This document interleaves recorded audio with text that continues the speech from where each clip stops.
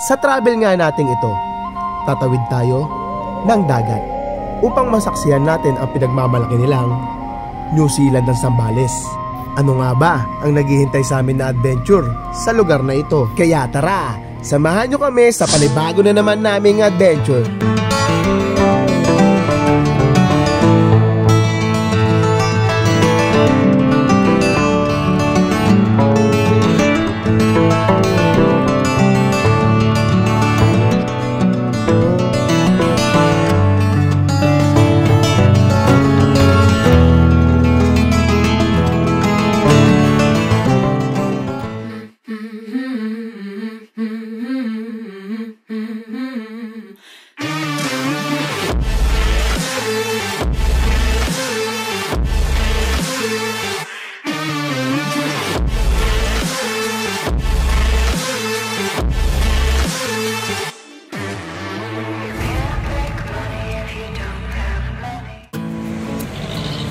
Sa episode pala natin ngayon, hindi natin kasama ang ating motor na si Noah.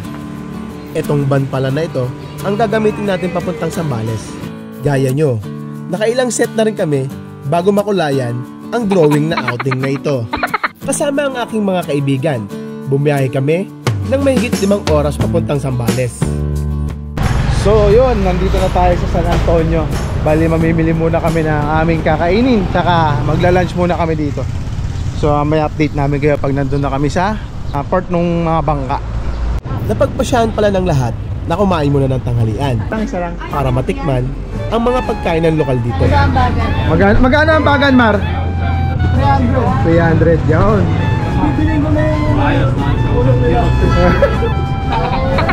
Para sa pagkain namin yun, tsaka sa alak. So nandito na tayo sa wet market ng San Antonio. Kasama natin ang mga ropa tips. Nakalokal namin kasama. Diyan, tingin ka nga. Hindi ko na nga pahabain. Matapos kami makapamili, ay dumiretso na nga kami sa aming biyahe papuntang Pundakit. Bago pala kayo makapasok ng Pundakit, may maniningil sa inyo para ito sa environmental fee para mapanatili ang kagandahan ng lugar. At sa ilang sandali pa nga, narating na rin namin ang Ignatius Parking. At nandito na nga tayo sa Ignatius Parking. So dito natin iiwan yung sasakyan, nadala natin. Then pupunta na tayo dun sa port ng mga bangka. So doon namin iniwan yung rent namin sasakyan. Tapos papasok kami dito. First time mo din dito, Rap? Oo. First time din doon ni Rap. So kami lahat first timer. Yung iba kasama namin, nakailang balik na dito. Ang ganda rito. Kaya ba yung pintura niya?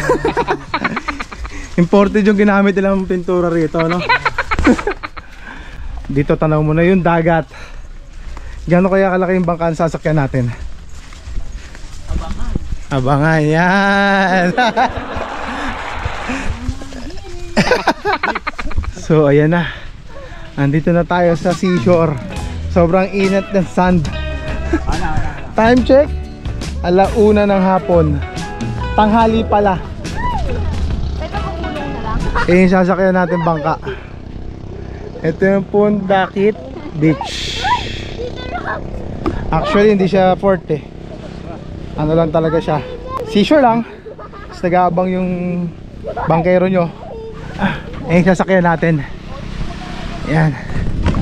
So ito yung mga bit-bit natin. Backpack, bit-bit ni Mrs. Yan. Safe naman dahil nga merong life jacket.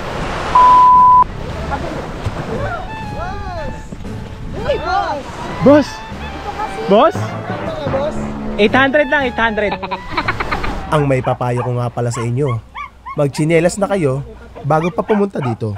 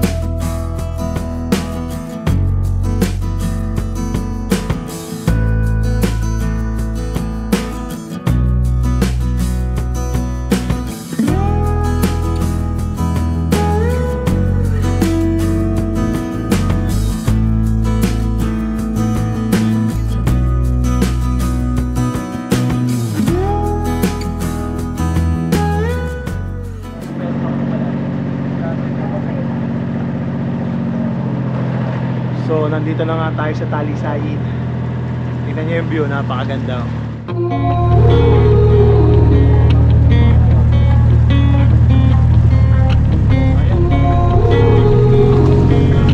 Ang linaw ng tubig. Totoo nga ang sabi nila. Hindi tayo mabibigo sa ganda ng lugar na ito. Para sa akin, bago sa paningin ko, ang ganda ng lugar na ito.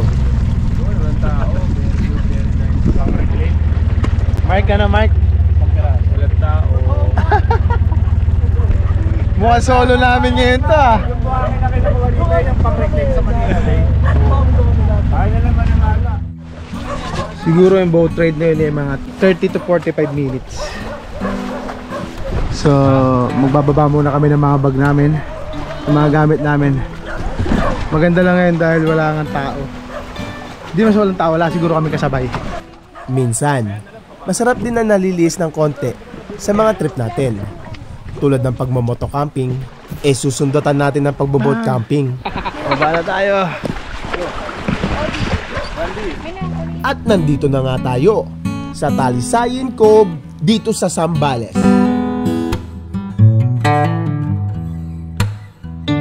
Wala na nga tayong sinayang na oras pa.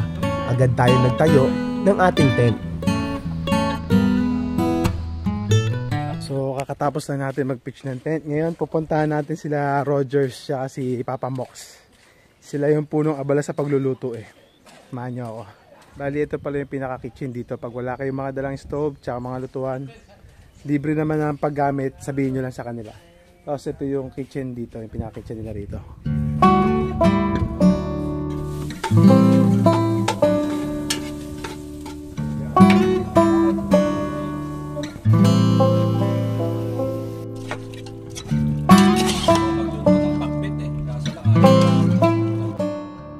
Napakaaliwalas na lugar. Solo namin ang island. Napakasarap sa pakiramdam ng mga ganitong kaganapan.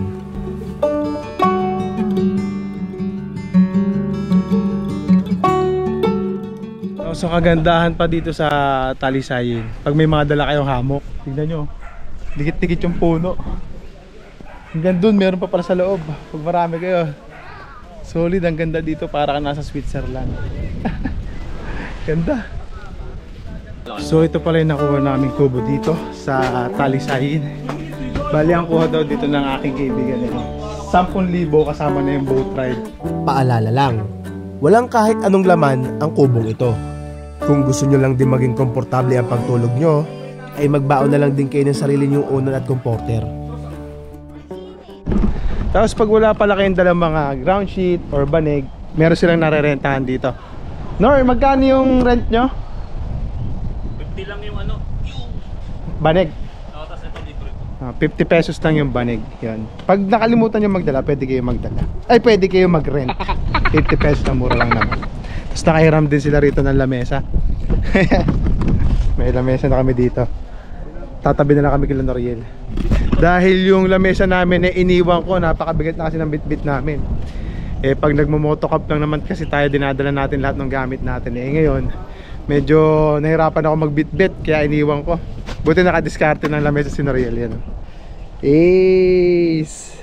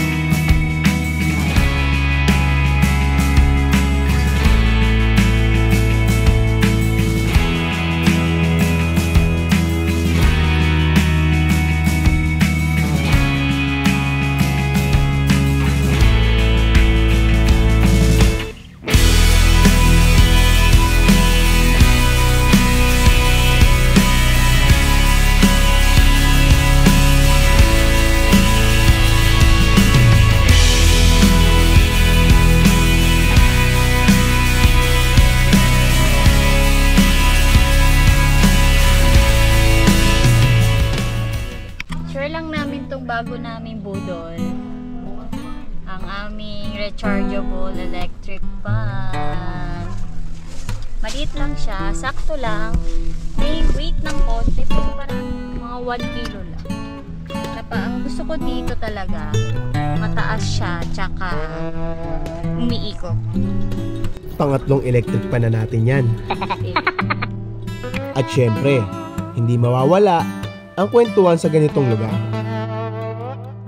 Habang papalalim nga ang gabi, isa-isa na rin kami kumilos para makapaghanda ng aming hapunan.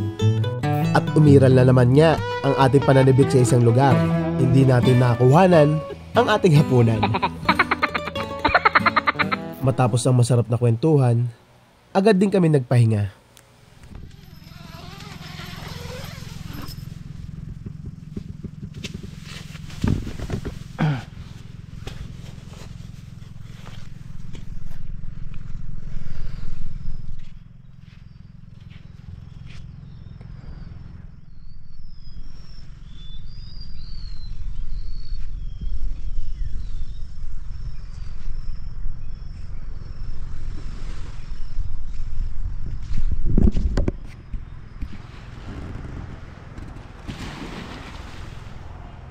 Good morning pala mga papa. So ilan pa lang tayong gising? 3 pa lang kaming gising. Si Hits tsaka si asawa ni Jet. Bali 4 hours lang ang tulog natin. Napasarap ang kwentuhan kagabi. Kwento ko lang no, ang sarap ng umaga dito, promise. Napakapayapa ng lugar at napakaganda. Rate ko dito para sa akin 100. 100 over 100. Paano naman kasi tignan nyo, dito sa isla kami lang ang tao. Meron siguro doon kaso isa lang din sa kabila. Sa kabilang resort or campsite. Tapos maganda pa dito, napakalinaw ng tubig, grabe. Pakita ko sa inyo ha. Ayan, yung gano'ng kalinaw tubig na yan. Tapos yung bundok, akala mo nasa Switzerland ka. Pakita ko ulit sa inyo. Ayan, mga pine trees. Tapos tignan nyo yung bundok na yan. Kahapon pala hindi na tayo masyadong nakapag video or nakapag vlog dito sa lugar na to, kasi sobrang na-starstruck kami ni Mrs. Sobrang ganda dito, kaya in-enjoy lang muna namin yung moment dito. Sobrang solid kasi ng lugar, kaya hindi na kami nakapag video pa. Ultimo mapagawa ng tent, hindi na. Next time. Ito yung lugar na pwede natin balikan kasama ang mga tropa. Napakaganda mag-pitch dito ng tent. Ang kwento nga sa akin ng aking tropa na nagdala rito, kumpara natin, bali ninong ni Saika, si Mark Lester Rogers. Ang kwento niya sa akin dito, pang-4 or pang-6 na balik niya na dito. Wala talaga siya nakakasabay pag nagpupunta siya dito sa Talisayin Cove. Bali ang nag-asos lang pala namin dito ay 800 pesos para sa bangka at para dito sa beach camp na to. Yung 800 pesos na yon, papunta at saka pabalik kasama na. Then yung kubo na nagamit namin, 13 packs pala kami dito. Bali ang pagkakakwento sa atin ni Rogers, kung 10 lang pala kayo 10,000 pesos. Kaya ang ginawa niya, dinagdagan pa niya kung sino yung mga sasama sa amin. Nagyaya pa siya. Kaya naging 13 packs kami. So sa 13 packs, pinaghati-hatian yung 10,000 para maging 800 ang hatian namin. Pero kung sa 10 kayo, syempre, tigi 1,000 kayo. Tigi 1,000 kayo, which is 1,000 per head. Kasama na yung beach resort camp, then yung boat riding papunta at pabalik. Tapos ang tent pitching, kung meron kayong dalang tent, yung mga kasama mo, walang bayad. Kasama na yun sa binayaran nyo. Yung kaibigan kasi natin dito, nakailang beses nang bumalik. Ito yung ginagawa niya pang reset sa sarili niya. Pag gusto niya mapag-isa, gusto niya ng tahimik, gusto niya magandang place, dito siya lagi pumupunta. Kaya ang ginawa niya, sinama naman niya tayo dito. Yan. So So subukan nyo rin pumunta dito kasi madali lang siyang puntahan. From San Antonio, Barangay San Antonio, doon kayo pipick upin ng bangkero. Tsaka nakita nyo naman, di ba? Yung bangka, napakasakyan kasi hindi niya ino-overload. Then meron mga life jacket. Sayang lang di natin nakakasama si Saika, no? Gawa nga ng sinubukan muna namin kasi nga merong boat ride tawid dagat.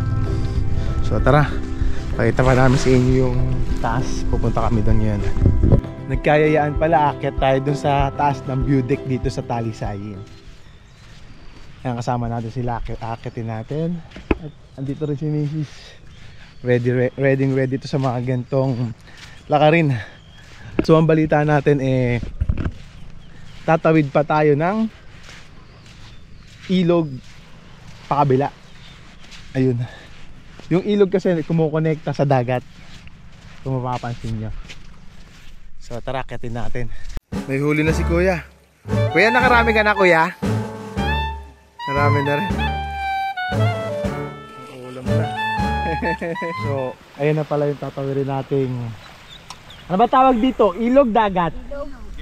Delta. Ayun kasi yung dagat. Ayun yung dagat.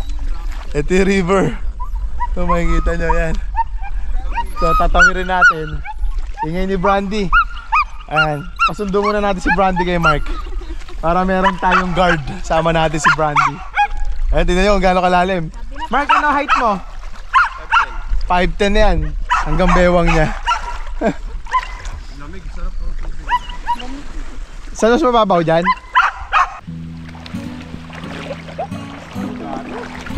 Biglang lalim. Dahan-dahan lang, ha. Nauna na si Chris, oh. Dahan-dahanin mo lang.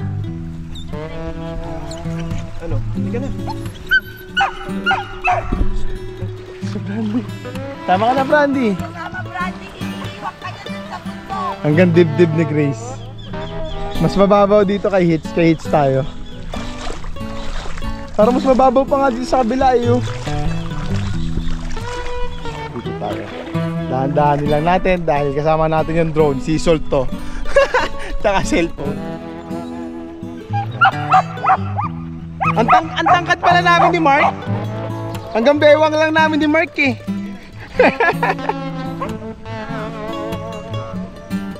Yan na. Kalagpas na tayo. Ganda, oh. Nakita niyo ba yung background ko na yan? Yeah. Yeah. Yan, okay na. Hanggang bewang talaga positive. Height ko is 5'9". Sobrang nakaka-relax nga ang maglakad sa ganitong kagandang lugar.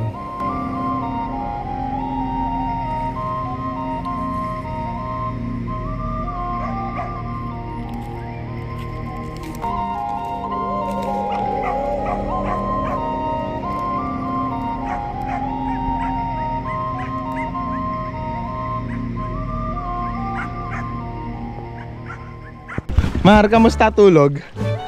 Sarap sa buhangin. Ang sarap sa buhangin. Sa buhangin na tulog yan. Sabi niya, bakit puro ko buhangin? Kaya, kita niyo ba yan, oh? Ganda, oh. So, kompleto na tayo. Makakakyat na tayo. Ayun na sila. Binubuhat ko yung drone. Gawa nga na nabasa na yung aking damit.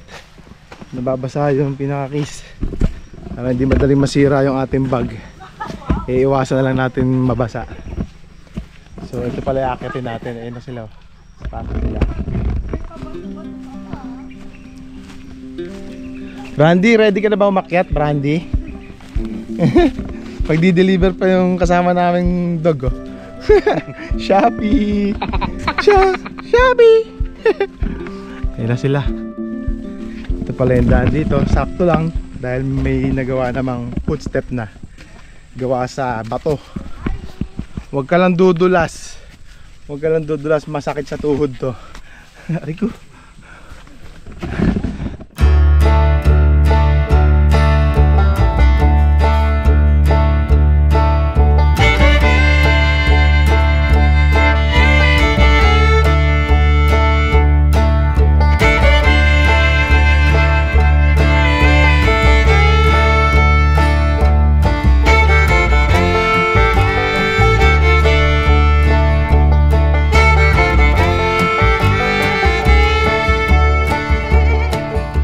Pero malaki na yan, alam niya na yung gagawin.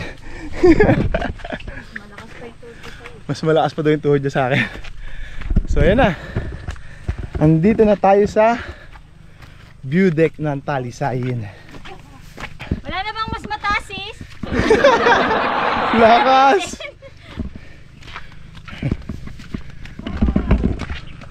Pwede pa naman tayo umakit eh. Gagawa tayo ng sariling daan.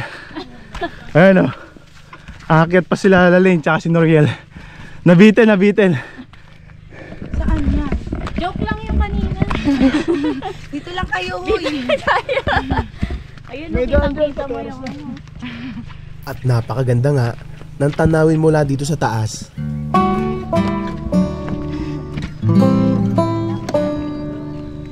Hi, Brad!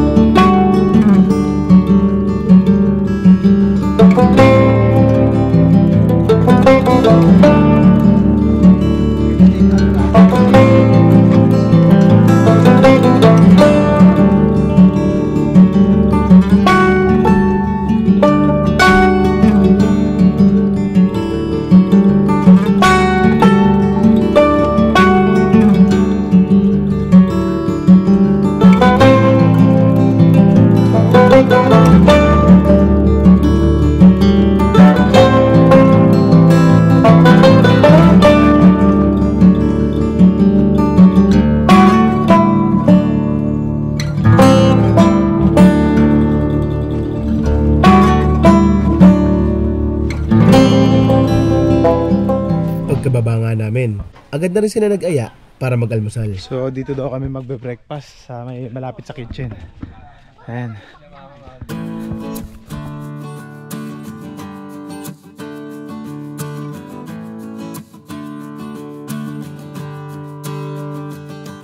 Good morning po. Sir, tanong ko lang, if ever na halimbawa dalawa lang ang pupunta dito, magkano po ang rates nila? Ang rate kasi ng dalawa sila dito, 4-5 overnight. lahat na yun. Boat ride, Boat ride, cottage, cottage. tapos iluluto lang yun, dalahin nyo dahil kami ang magpo-provide ng lahat ng mga gamit sa kusina. Bali, sa kanila pa rin po yung foods na Oo, dun sa 4-5. pwede na sila mag-luto. Pwede na natin i-spray yung gasol. Gasol. Cottage lahat kasi Ah. ibang babayaran. Tapos, ang pinaka-minimum talaga niya is 10 packs. Para makuha yung 800 per person. Ah, okay po.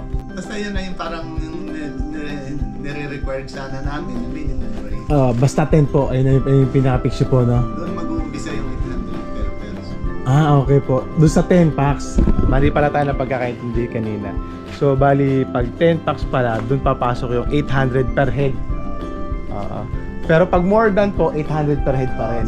Tapos itong mga kubo nyo po na to, ilan po yung maximum na pinagpwestuhan namin na to? Minsan yung 25 eh. Kasya po. Kasi karamihan na nagtitent eh. Oo, nagtitent talaga eh. Narinig nyo naman. Taguan lang ng gamit yung kwan eh. Yung pinakakubo nyo po, no? Minsan nga mayroong nagpabuk dito, binigay ko yan. Isa. Yung maliit po. Bili kasi sir, hindi kami kasya niya. Hindi kasya kayo. Nung gumabi, sa buhangin lahat natulog. Walang natulog doon sa cottage. Sabi niyo, masikip kayo. Tapos bali po tong maliit na kubo, pang ilang person po itong iba? Ito kami sa mga 15. Kasya po 15 dyan, no? So itong malaking pinagpwestuhan namin, 25 po yung maximum. Opo. Tapos sa mga nagpupunta dito, ilan po yung pinakakonti? Karamihan kami. Maraming, pagka ganitong panahon kasi, medyo sumpungin na yung panahon. Opo. Minsan, magpapabook ka, masama ang panahon, hindi ka makapunta. Kaya, oo, yun pa po pala isa, no? Napakaganda ng timing ninyo, sir. Opo. Tsaka parang solo namin yung lugar talaga. Hindi pala parang solo po talaga, no? Solo po talaga. Maraming pagkakataong ganyan, kasi kami dito, iniiwasan namin yung walk-in ba, yung darating lang na walang booking, tapos dito magni-negotiate ng presyo, parang nag-walk-in po, no? Parang iniiwasan namin ganun, magtatawaran. Opo, ayun po yung pinaka-hassle na part eh. Minsan napapagbigyan din namin, pero sabi ko sa susunod, lalo na kung may booking kaming iba, mas maganda na yung kasi binabalikan nila dito yung katahimikan. Sir, ano po pangalan niyo, sir? Paul America. Ayun, si Sir Paul America, narinig niyo naman yun. Minsan naman siguro, wag niyo naman tawaran ng sobrang baba yung presyo. Kasi tignan niyo naman, oh. Tulad dito, nagpunta kami dito, walang kasama. Tapos tatawaran niyo pa ng ganong kalaking presyo, di ba? Parang patay naman yung business nila nun. Minsan intindihin niyo na lang din. Tapos naka-ilaw natin. Enerhiya. Opo. Ang gamit po ba dito is generator? Tingnan nyo. Tatawaran nyo, tapos generator, digas yun. Minsan intindihin nyo lang. Sir, pinaakyat ng water pump sa tangke. Kaya malakas yung tubig natin. Oo, di ba? Isipin nyo yung expenses na ginagawa nila dito. Siguro naman may pasahod din kayo dito, no, sir? Ayun pa isa. Isa pa yun. Kaya karamihan, pag minsan, ang ginagawa namin, kami niya, family. Pagka maraming tao, nandito kami lahat. Tapos bukod po sa spot nyo, ano pa po pwedeng gawin? Ay, yung mag-hiking diyan sa bundok. Hiking? Pumunta doon sa Batis. Eto, yung Batis po dito, no? Malayo pa sila. Mahaba pa to, no? Yung source niya. Bali yung kayak na yan, sir, pwede ba nilang hiramin or may pinaparentahan nyo? Ay, minsan nag-aabot din doon sa kasi wala sagwan yan eh. Okay po. Yung sagwan na sulo lang. Mahirap yun. Ayun. Sagwan, umiikot yan eh. Hindi pa namin nabibigyan. Ay, takip lang. Wala yan, takip? Wala po. Tapos yun, kung gusto nyo hiramin daw yung kayak, mag-abot na lang kayo.